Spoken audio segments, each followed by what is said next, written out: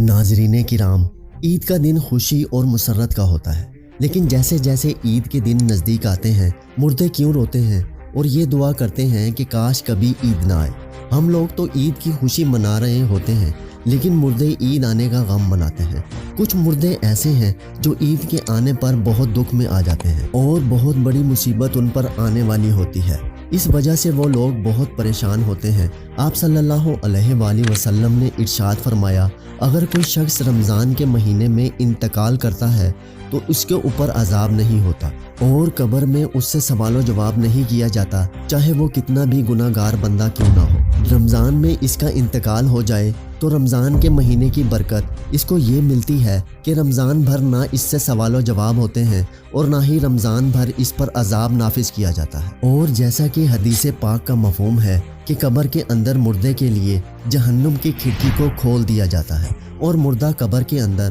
جہنم کی تپش کو محسوس کرتا ہے، تو جو گناہ گار مردے ہوتے ہیں وہ اس طرح سے جہنم کے عذاب اور گرمی کو قبر کے اندر محسوس کرتے ہیں۔ لیکن جب رمضان کا مہینہ آتا ہے تو آپ صلی اللہ علیہ وآلہ وسلم نے ارشاد فرمایا تو جنت کے دروازوں کو کھول دیا جاتا ہے اور جہنم کے دروازوں کو بند کر دیا جاتا ہے، قبر سے عذاب کو اٹھا لیا جاتا ہے اور اللہ تعالیٰ کی رحمتوں کا نزول ہوتا ہے۔ اس سے مردے کو بڑی راحت ملتی ہے۔ رمضان کے آنے سے مردہ بڑا خوش ہوتا ہے کہ ہمارے اوپر سے عذاب اٹھا لیا گیا ہے۔ جو قبر کے اندر ہمارے جہنم کے دروازے کھلے ہوئے تھے وہ دروازے بند کر دیے گئے ہیں، تو وہ مردہ بڑی راحت محسوس کرتا ہے۔ اب سوال یہ پیدا ہوتا ہے کہ جن لوگوں کے اوپر اللہ تعالیٰ نے رمضان میں عذاب ہٹا لیا تھا تو عید کے بعد ان کے اوپر عذاب مسلط ہوگا یا نہیں۔ کچھ مردے تو ایسے ہوتے ہیں کہ جن کے اوپر عذاب نافذ نہیں کیا جاتا، لیکن بہت سارے مردے ایسے ہوتے ہیں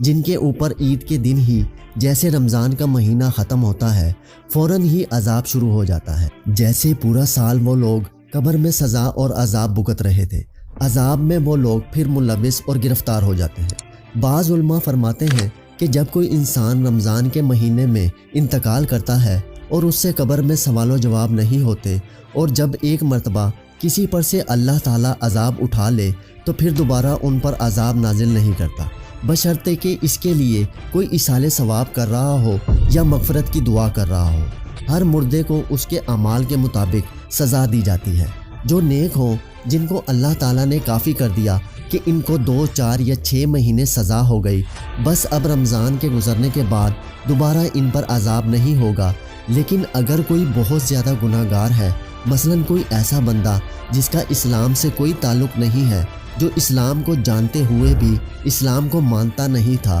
اور کفر و شرک کا مرتکب ہوا، تو اس پر رمضان کے بعد بھی عذاب جاری رہے گا۔ ناظرین کرام، جب رمضان کا مہینہ ختم ہوتا ہے تو رمضان کی برکتیں بھی ختم ہو جاتی ہیں، شیطان کو قید سے رہا کر دیا جاتا ہے، مردوں پر سے رحم کا معاملہ ختم ہو جاتا ہے، جہنم کے دروازے جو بند تھے وہ رمضان کے جانے سے کھول دیے جاتے ہیں۔ ان سب باتوں کا مردوں کو علم ہوتا ہے کہ کب رمضان شروع ہو رہا ہے اور کب رمضان ختم ہو رہا ہے، تو رمضان کے جانے سے اہل قبور سوچتے ہیں کہ اب رمضان کا مہینہ جا رہا ہے اور پھر عید جیسے ہی آئے گی اس کے بعد ہم پر عذاب کو پھر سے مسلط کر دیا جائے گا، جس کی وجہ سے وہ مردے غمگین ہو جاتے ہیں اور روتے ہیں۔